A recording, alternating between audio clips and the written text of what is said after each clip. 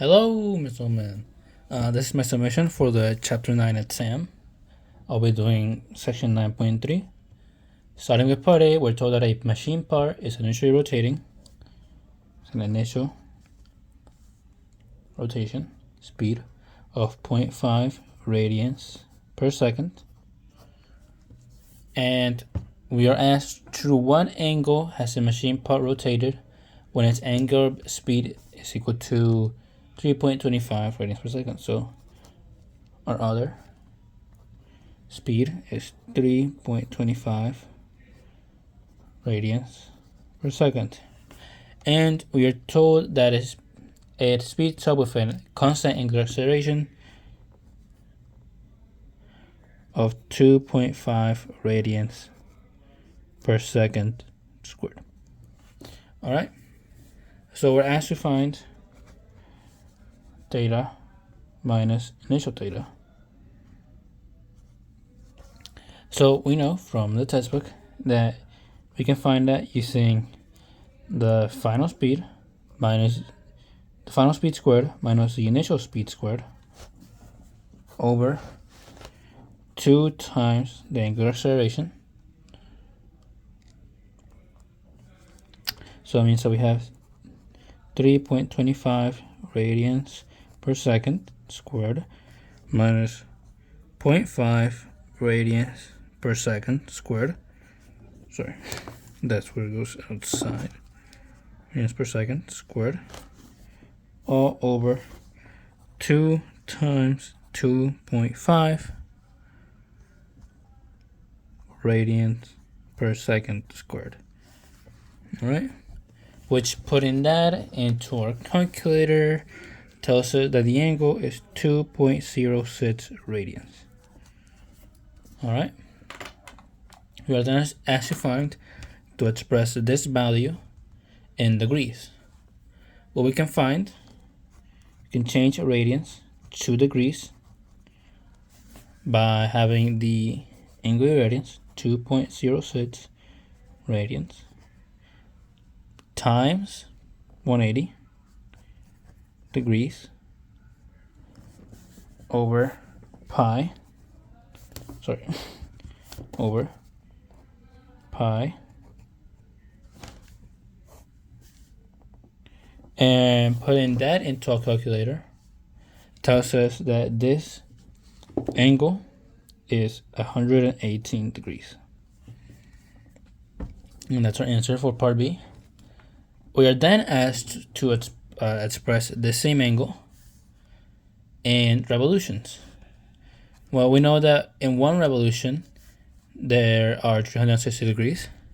So part C can be found by using our value in degrees. So 118 degrees over 360 degrees, which tells us that this angle is equal to 0.328 revolutions.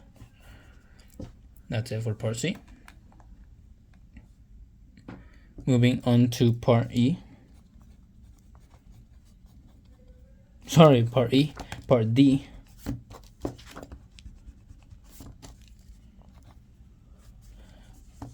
All right. We're told that the rotor of a helicopter is gaining angular speed of a constant angular acceleration. We are also told that the initial angle is 0 at time 0. The final angle rotates through 8 radians, and it is initially rotating. It has an initial angular rotation, angular speed of 1.25 radians per second, and that it reaches this final angle in 2 seconds. All right, we're then asked to find what is the angular acceleration of the rotor. Well, we can find from the textbook that the angular acceleration is equal to 2 times the final angle minus the initial speed times the final time that it takes to reach that angle over the time that it took squared. All right, plugging in the values that we have. So that 2 times 8 radians minus 1.25 radians per second times 2 seconds all over 2 seconds squared, or 4 seconds squared, is equal to, putting that into a calculator, 2.75 radians per second squared. And that's our answer for part D, and that is the angular acceleration. We're then asked to find the angle in radians from which it rotates from t0, an angle of 0, to 4 seconds. So part E rotates from t0 to t2 equals 4 seconds. All right. Well, we know that the angle, changing the angle, is equal to sort of a kinematic equation of the initial velocity times time plus 1/2 angular acceleration times time squared. All right. And plugging in the values that we have for that, we have 1.25 radians per second times 4 seconds minus 1/2 our angular acceleration, 2.75 radians per second squared, times our time of 4 seconds squared. And putting that into a calculator, we find that the angle it rotates through after 4 seconds is 27 radians. All right, and that's our answer for part E. Moving on to part F. We are asked to find, we're told that a Jupiter's landing wheel slows down at a constant rate from 185 radians per second to 105 radians per second. Well, it rotates through 16 revolutions, so it has like constant angular acceleration, or deceleration actually. So let's write this by yourself. You have that initial velocity is 185 radians per second, and final velocity is 105 radians per second, and that the difference in the angle that it moves through is equal to 16 revolutions. Well, first we want to change that 16 revolutions to degrees, to radians. So we can say that these 16 revolutions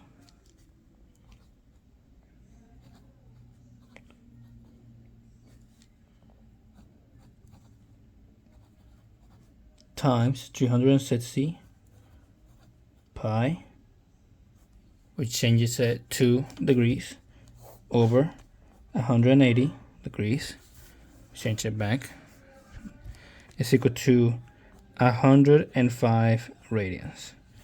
So 16 revolutions times 360 times pi over 180 is 100.5 radians actually. 100.5 radians. And that is the angle. But also the answer.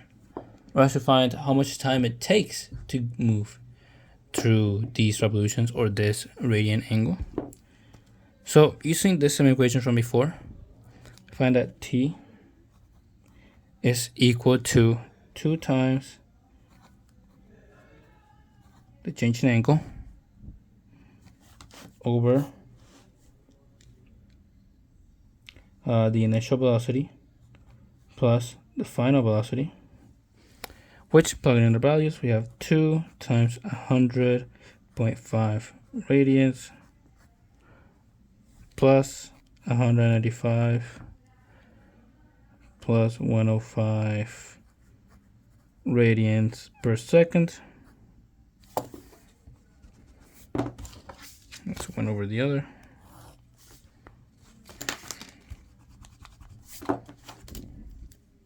Which, putting that into a calculator, tells us that it moves through this angle in 0.69 seconds. Nice. And we finally reach part G. Part G, where we are given no values for our velocity, acceleration, or time other than 0. We need to find after what time after t0 has the line under this rotated to an angle theta. Well, we know that we have sort of a kinematic equation again, which is 1/2 angular acceleration t squared plus w initial velocity times t minus the angle is equal to 0, or theta, there. And we can use actually the quadratic formula to solve for t. In this case, t would be the variable.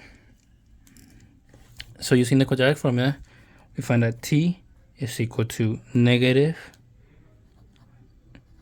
initial velocity plus the square root, or plus or minus, but here you can't really have negative time.